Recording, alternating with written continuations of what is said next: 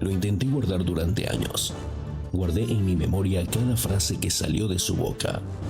Guardé en mi corazón los milagros, los silencios, los susurros. Guardé el día que me llamó por mi nombre mientras yo contaba monedas.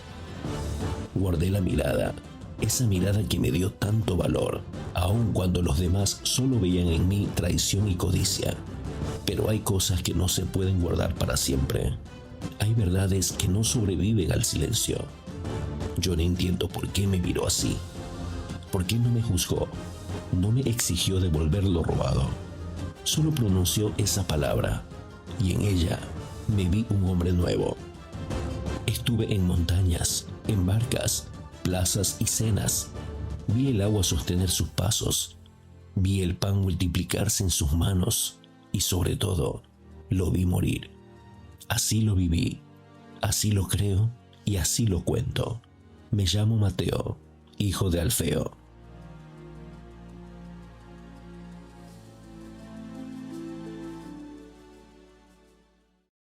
Mateo capítulo 4.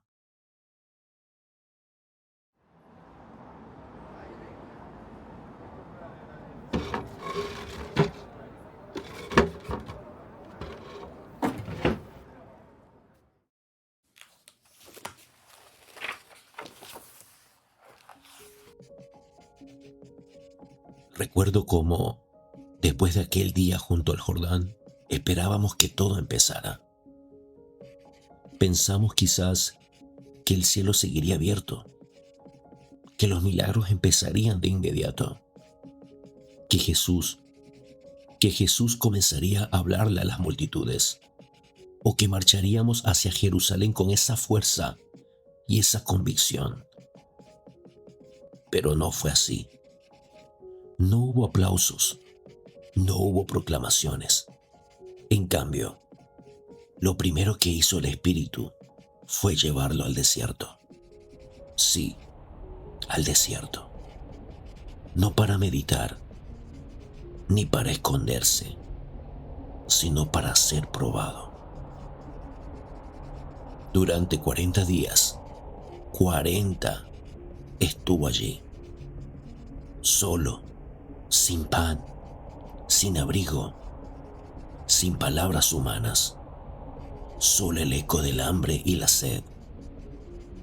Y allí entendí algo que me dolería aceptar, que antes de enfrentar al mundo, uno debe enfrentar primero su propia debilidad y al enemigo que susurra cuando todo lo externo se ha callado. Y el enemigo no tardó en aparecer. No sé cómo explicar aquello. Algunos que lo vimos después nos preguntamos cómo supo Jesús exactamente lo que ocurrió ahí, si estuvo solo.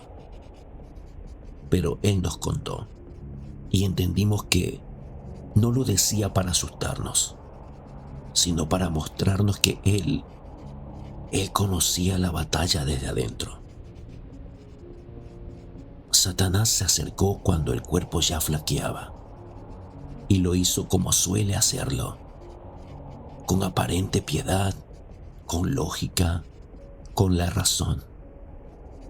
Le habló de pan, porque ¿qué otra cosa se le puede ofrecer a un hambriento? Si eres el Hijo de Dios, convierte estas piedras en pan. Pero Jesús no buscaba alimentar su cuerpo cuando su espíritu ya estaba lleno de otra palabra. No solo de pan vivirá el hombre. Después lo llevó a lo alto, más alto donde hasta la vista alcanza. Le mostró templos. Incluso quiso usar las mismas escrituras para tentarlo. Cosa más enferma. El enemigo citando a Dios. ¿Podrás creer eso? Tírate. Los ángeles te van a cuidar. Pero Jesús no era de los que prueban a Dios para comprobarlo. Él confiaba sin necesidad de espectáculo. Y la tercera tentación fue más descarada todavía. Satanás le ofreció poder, gloria, reinos, todo a cambio de una sola y una simple inclinación. Una sola rodilla doblada sería suficiente. Nunca había sido tan claro. Y Jesús, aunque agotado, respondió con fuego en los ojos: Al Señor tu Dios adorarás, y a Él solo servirás. Entonces el enemigo se fue. Lo dejó por un tiempo, y en su lugar llegaron ángeles, no con espadas ni con trompetas, solo llegaron para servirle al Señor, como si el cielo viniera a sanar lo que la tierra había desgastado. Poco tiempo después, las noticias comenzaron a correr. Juan, el Bautista, había sido encarcelado. Herodes lo mandó a encerrar por decir la verdad. Y con ese arresto, algo se cerró en el horizonte y se abrió otro camino.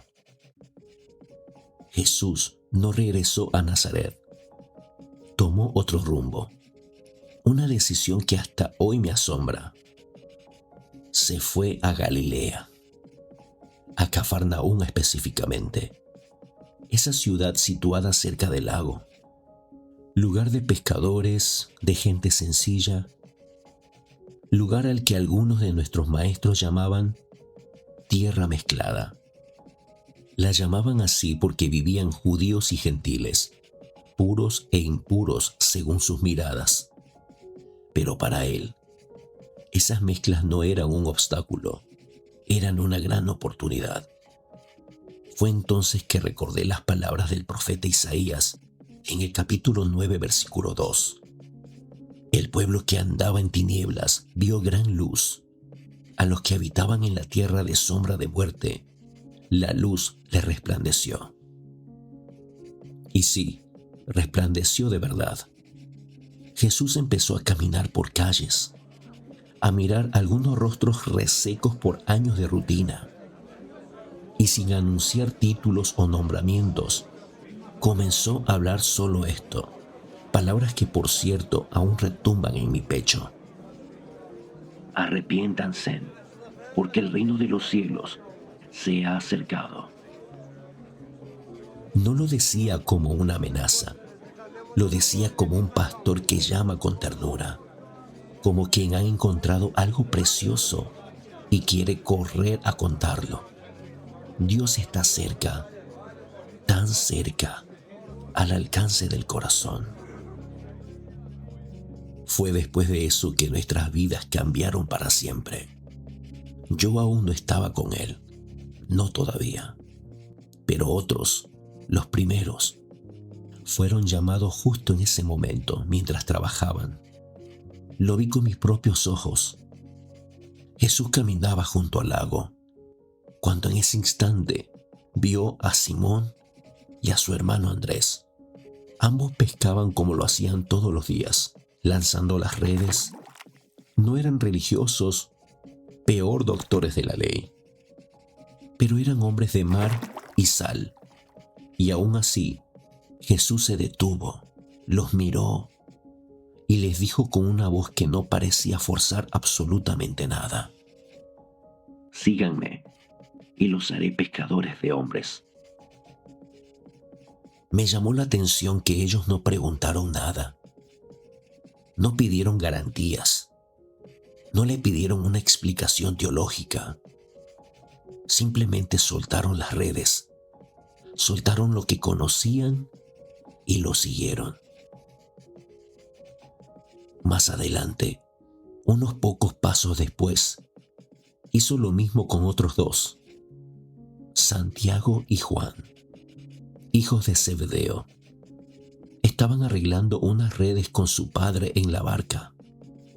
Pero cuando Jesús los llamó, también dejaron todo. Dejaron las redes, los barcos, su familia.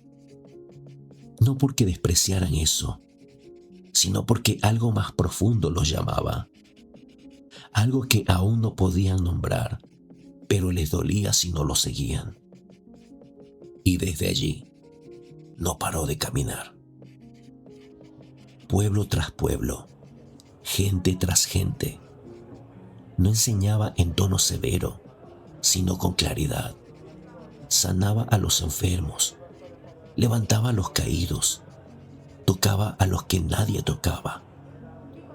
Y las noticias lo precedían siempre. Galilea, Decápolis, Jerusalén, Judea y hasta el otro lado del Jordán. Todos querían verlo, pero creo que no venían por curiosidad. Venían por esperanza. Como si dentro de cada dolor que cargaban, alguien finalmente pasara por su propio camino, no con consejos, sino con compasión y poder.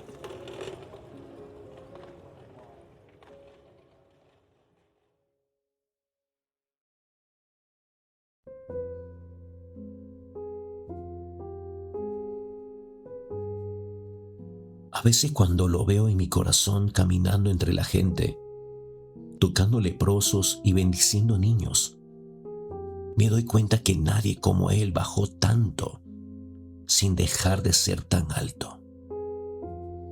Nadie gritó menos y transformó más. Nadie evitó tanto los focos y sin embargo fue la luz que todos necesitábamos. Sí, el reino ya se había acercado. Y nosotros, inútiles pescadores, cobradores de impuestos, mujeres rotas, hombres ciegos y niños ignorados, todos empezábamos a comprender que no había que morir para el reino, porque el reino ya estaba entre nosotros. Estaba en él, Jesús.